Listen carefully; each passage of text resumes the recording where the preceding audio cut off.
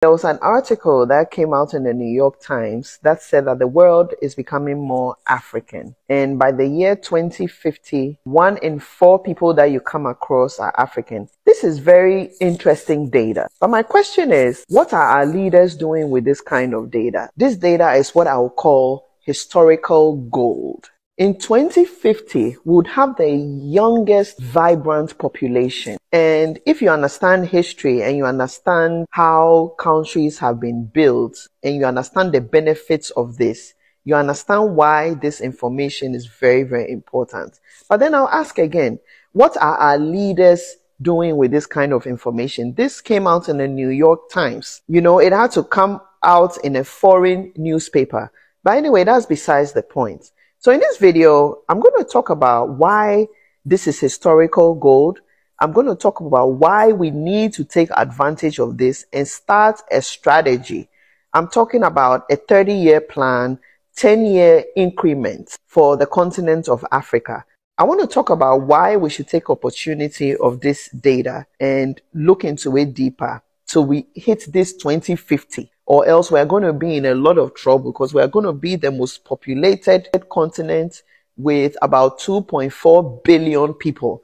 Now imagine the market, right? Imagine a market of 2.4 billion people in a place where there's development. Just imagine, this is 3 times America. But you see, the world is afraid of this because they know that if Africa unites, our leaders start putting the countries first, the world knows that Africa will be a superpower and they will be in trouble. So they do whatever they need to do to stop us from progressing. But the children of Africa are awake now. We are aware now. And for us to get out of the mess that we are in, the population needs to grow in this awareness. So what this data means and what it can do for us, one, there's what they call demographic dividend. This only means that the working age population will be more than the dependent population, which are the children and the elderly. So this is a chance for economic growth because we have the labor force in the youth. The second point is that there's an increased workforce. So imagine industrialization. We would have the labor force, we'll have the workers, which will boost industries and will boost businesses. So we have a young workforce, which will be a different story for Europe and Americas because their median age is way higher than Africa. The third thing will be innovation and entrepreneurship. There's something about the spirit of a young man or a young woman that you can't buy, right? And because they are young and they are vibrant, there's going to be a lot of innovation and entrepreneurship. There'll also be a greater consumer base. Like I said, the population will be young, it will be vibrant, and there will be a lot. So just imagine if you are selling goods and you are selling from African country to African country and there's intra-trade. It's been made easy, like the way Europe has been made easy where you can drive through European countries without borders. Just imagine selling a product in Togo or Lome and being able to sell and ship to Rwanda or Malawi, right? There's a lot of good news that's coming out of the continent, but there's a lot of work that we have to do. And a young population will continue to bring social and cultural vibrancy to the economy. So this information is very important. But the question is, what are our leaders doing with this information? They seem so greedy. So guys, now let's talk about Africa. Many times we Africans, we are told that our land is not a place that we should appreciate. We've been told many times by the Western media that Africa is a poorly developed country. Africa is full of this and that, but they really don't show you both sides because, as you know, a coin has 2 sides. Yeah, so there is a side of Africa that people are yet to discover. Many people have been lied to, many people have been brainwashed over the years. They thought that Africa was just some kind of place where there was poverty, there was wars, there was think of any negative thing that thing you could imagine of as being negative. You could find that in Africa. But with the emergence of social media platforms such as TikTok, YouTube, we have Twitter, we have Instagram, creators are able to come up front and they're able to share real stories of Africa. Africans are now telling their stories in the African way, or rather, I can say that Black people are now telling their story in the Black way. You understand? The story of Black people leaving Africa and going to the United States of America, we have the Caribbeans, and also we have the Southern America, is a story that many people know it as the transatlantic slave trade. But what if I told you that the Black Americans actually went, some of them, not all, actually went to the Americas long, long before even Columbus went there. Remember, Columbus even came before the slave masters. No, Black people must have had a very superior technology to achieve that sort of achievement. You understand? And so in this video, that is what we are going to discuss with reference to what the brothers and sisters in these videos are going to share with us in common. You understand? Now, these people are trying to tell us that the West has really painted a bad image of Africa, and it's upon us as Africans to work on polishing that image. Yeah. Now, let's listen to these brothers and sisters, and then let's see how they are working towards changing the narrative that has been has been made in a bad way by the West. And then I shall catch back by the end of the video, where we shall also have a deep critical analysis. Now, without further ado, let's dive in.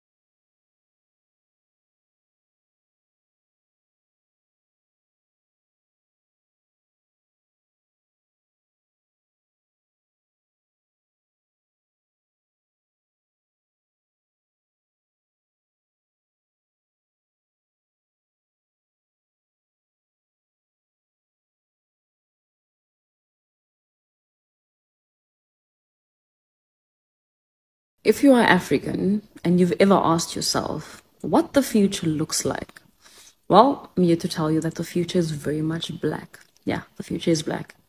According to new statistics, Africa's population is meant to double by 2050. And come the year 2100, a third of the world's population will be African. 1/3 of the world's population will be African. So if ever you wondered what the future looks like, the future is black, very much black. Did you know that the world is becoming more African? A super interesting article by the New York Times talks about how 1 in 4 people will be African by the year 2050. This article really highlighted a huge movement that is going on right now. What's happening is that Africa is having a baby boom, which has made it the youngest and fastest growing population on Earth. The median age on the African continent is 19, and for comparison, in the US, it's 38. So not only is the population growing, but this means that Africa's reach is growing as well. We see this in the music industry with artists selling out huge arenas in New York and London. There were more African artists on red carpets than ever before this year. We see this happening in the fashion industry. African fashion is becoming huge in fashion capitals like Paris and Milan, and we also see the effects of this politically with countries like Russia and China and the United States wanting to tap into Africa's growth. But it is important to acknowledge that with all of this growth also comes increased potential for vulnerability and exploitation. Regardless, it's so interesting to be watching this shift happen in real time. You can just feel that there is significant history being made. They seem so wicked.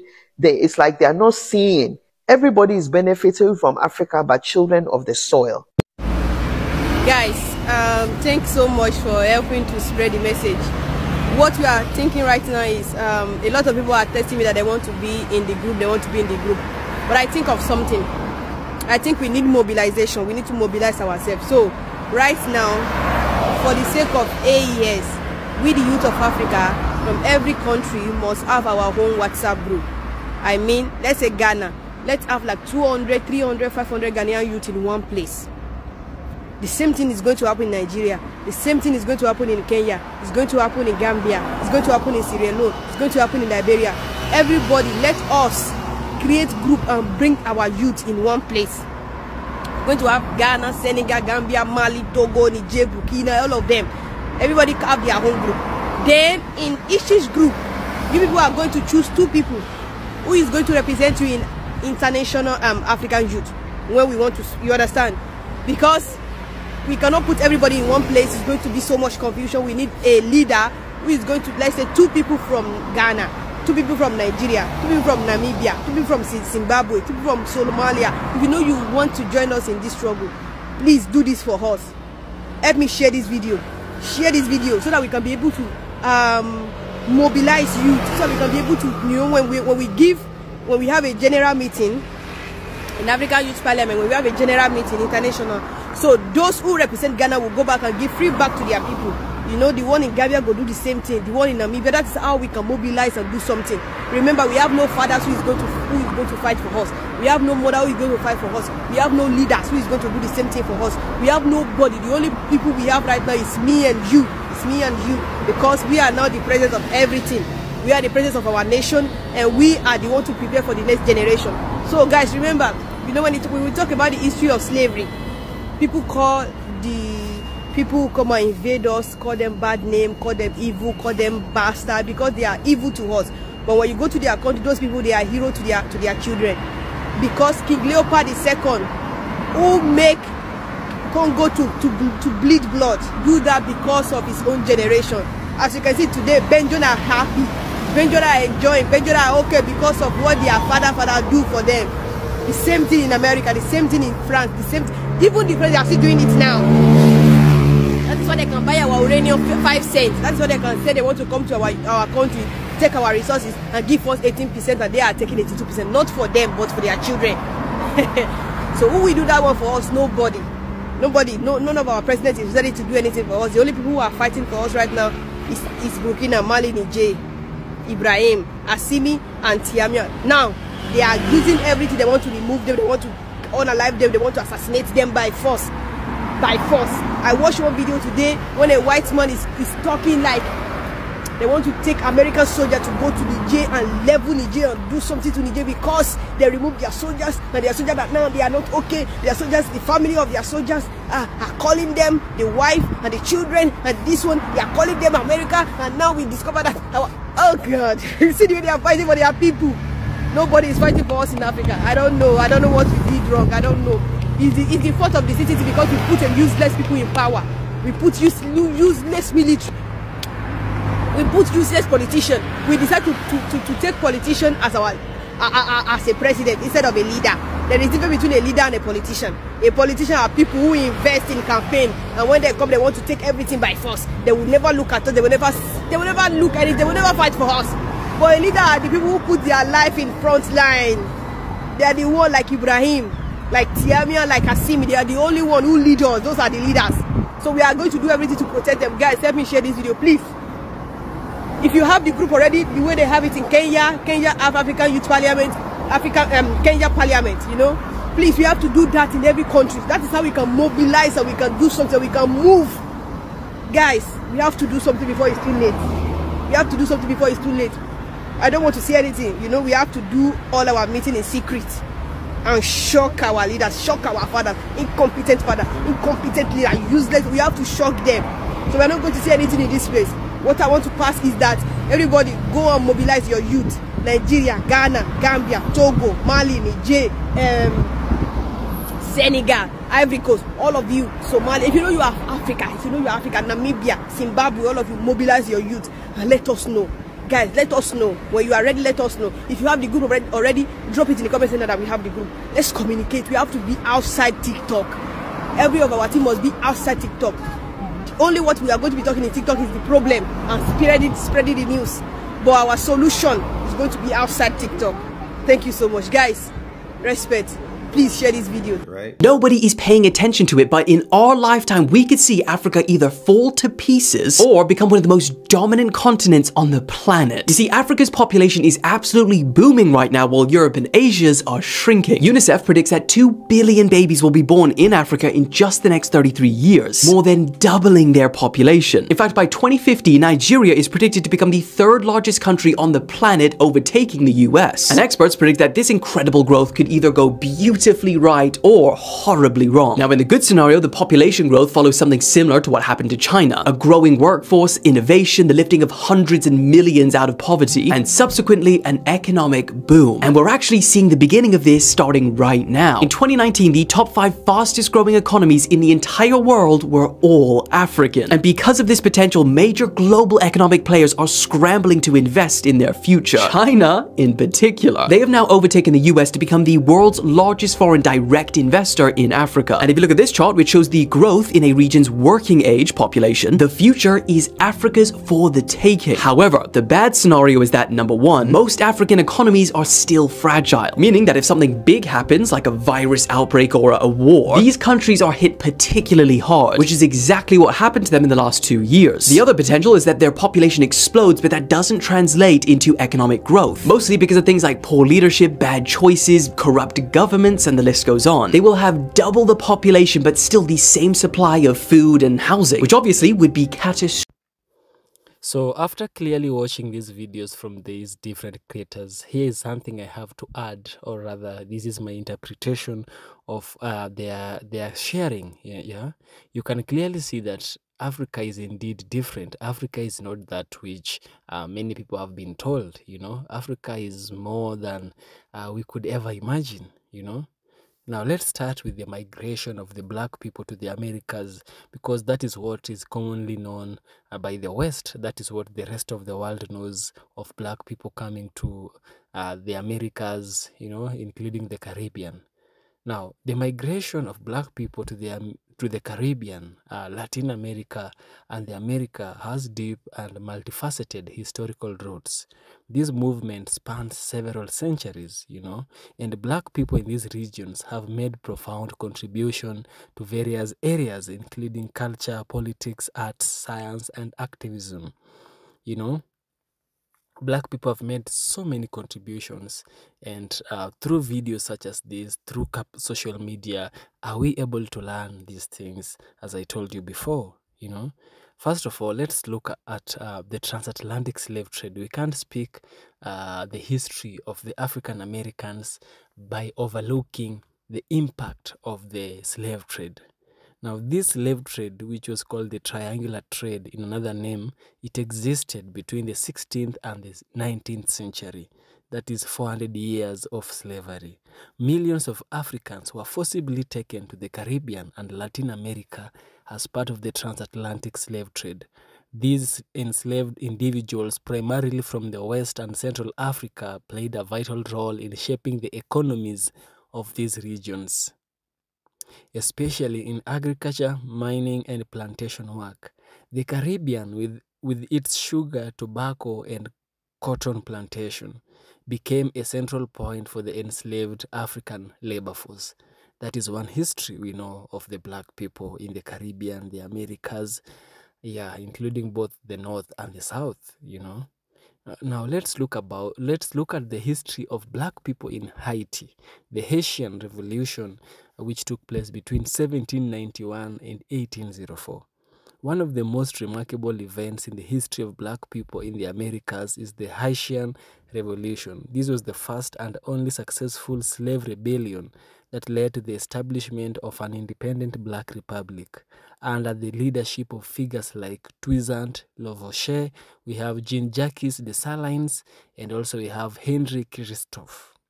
The enslaved people of the French colony of Saint Domingo, modern-day Haiti, fought against the French colonial powers and other European forces. Haiti declared its independence in 1804, making it first independent nation in Latin America and the Caribbean, and the second republic in the Americas after the United States of America. You understand that the United States of America got its independence from the British in 1775, but Haiti got its independence from the French in 1804. Back then it was called Saint Domingo, Now, Haiti's success also inspired abolitionist movement worldwide and was a symbol of black resistance against colonialism and slavery. Haiti's impact on global race relationships continues to this day, Now, the third chapter I want us to talk about is the role of Afro-Latin American heroes, the African Americans in the Latin. Throughout Latin America, many black individuals played crucial roles in shaping the region's independence movements in the 18th and the 19th century. We have figures like Jose Antonio Aponte, who is a Cuban revolutionary leader who organized an insurrection in 1812 to fight Spanish colonial rule. His efforts, though were unsuccessful, highlighted the resistance of Afro-Caribbeans against both slavery and colonial oppression. We have another figure such as Esteban Montejo. Esteban Montejo was a former slave in Cuba who became a key figure in Cuba's war for independence in the 19th century. His autobiography, Biografía de un Esclavo, provided invaluable insights into the lived experience of black people in Cuba. We have the third figure such as Simon Bolivar. Simon Bolivar, often seen as the liberator of several South American countries, relied heavily on the support of Afro-Latin American soldiers, particularly during the independence wars against Spain. Afro-descendants were integral to the wars of independence in countries like Venezuela, Colombia, and Ecuador. That's a very huge achievement that black people have made in the Latin America. The fourth chapter is Afro-Caribbean influence in music. One of the most significant contributions of black people in the Caribbean and Latin America is their profound influence on music, from the rhythms of the African slave trade to the modern sounds of today. Afro-descendants have shaped the cultural landscape. Reggae and ska. In Jamaica, Bob Marley has become an international symbol of Afro-Caribbean music. Reggae, with its roots deeply tied to Afro rhythms, emerged as one of the most influential music genres of the 20th century, promoting themes of social justice, resistance, and unity. We have music such as salsa. Salsa. Afro-Cubans played a vital role in the development of salsa music, combining elements of African rhythms with Cuban, Spanish, and jazz influences. Artists like Celia Cruz, Tito Puente, and Willie Colon helped bring salsa to global performances, or rather global prominence. We have the music of cumbia and vallenato.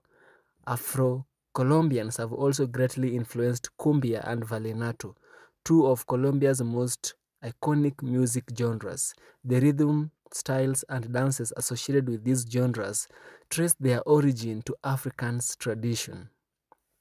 The last genre of music is mambo and cha-cha-cha, These popular dance music styles developed in Cuba have strong Afro-Caribbean, Afro-Cuban roots. Dizzy Gillespie, Mahito, and Tito Puente are just a few of artists who merged African rhythms with jazz and other genres to create Latin dance music that became globally influential. The fifth chapter into this video is Afro-Brazilian culture and influences. Brazil has the largest population of Afro-descendants outside Africa, and Afro-Brazilian culture has shaped much of the country's national identity. We have something such as Zumbi dos Palmares. Zumbi dos Palmares is a prominent leader of the Quilombo dos Palmares, a settlement of runaway slaves in Brazil. His resistance to Portuguese colonialism and slavery made him a symbol of Afro-Brazilian independence and pride. Zumbi was killed in 1695, but his legacy lives on. And November 20th in Brazil is celebrated as Black Awareness Day in Brazil in honor of his martyrdom. We have characters such as Candomblé. Candomblé is this Afro-Brazilian religion which blends African traditions with Catholicism, is an important aspect of Afro-Brazilian spirituality. Candomblé rituals, dances, and music have influenced Brazilian art and culture, contributing to the nation's unique cultural mosaic. We have characters such as Pele, Pele the footballer. This is a legendary soccer player and is one of Brazilian's most famous Afro-Brazilian figures, His skill and global appeal transcended race and helped to break down racial barriers in Brazil, a country historically divided by class and race. The sixth chapter is this: the Black Panther movement and the Afro-Latin American activism. Afro-Latin Americans, like their counterparts in the US, have been pivotal in advancing civil rights, anti-colonialism, and social justice causes. For instance, in the 60s and the 1970s, the Black Panther Party in the USA influenced similar movements in Latin America. In Cuba, figures like Afro-Caribbean, Afro-Cuban artists, we have whom goes by the name, Pedro Luis Boitel, fought against racial discrimination, while in Brazil, Afro-Brazilian activists created organizations such as the Black Movement to advocate for Black rights. We also have Afro-descendant rights. In recent decades, the Afro-descendant population in Latin America have increasingly organized to fight for their rights. For instance, Afro-Colombian communities has fought for lands and cultural recognition in Colombia, while in countries like Ecuador and Peru, Afro-descendants are pushing for political representation and recognition of their own unique cultural heritage. The seventh chapter is Modern Achievements and Contribution. What have these African Americans, African Brazilians or Afro-Latinos and the Afro-Caribbeans made to the whole community of Black in general in modern times? That is, Black people in the Caribbean, the Latin America continue to make notable strides across various fields. First of all, we have political leadership. In recent years, political leaders of Afro-descendant heritage have made history in Latin America. For instance, Rosa Elena Bonilla became the first Black woman to serve as the vice president of Honduras in 2014. In Brazil, the rise of politicians like Marielle Franco, a Black lesbian councilwoman whose tragic assassination in 2018 sparked worldwide protest, highlighted the intersectionality of race, gender, and class in Brazilian politics. Now, that was political leadership. Let's look at sports. Athletes such as Usain Bolt from Jamaica and Kerry Washington in the US, but of Afro-Latin heritage in the film industry, represents the prominence of Afro-descendants across the world stage. Their success in their respective fields continues to challenge perceptions of race and culture. Art and literature, as a contribution that they have also made, is this. Afro-Latin Americans writers such as Aim Kesari from Martinique and Nella Lassen, whose works deal with race, identity, and the African diaspora, have brought global attention to the struggles and experiences of Black people in Latin America. More recently, artists like Elis Regina, Caetano Veloso, and Gilberto Gil in Brazil have pushed the boundaries of popular music and activism, using their art to confront social issues. Now, what are some of the challenges that Black people are facing, Despite these successes, Afro-descendant population across Latin America and the Caribbean continue to face systemic racism, economic inequality, and underrepresentation in many areas of society.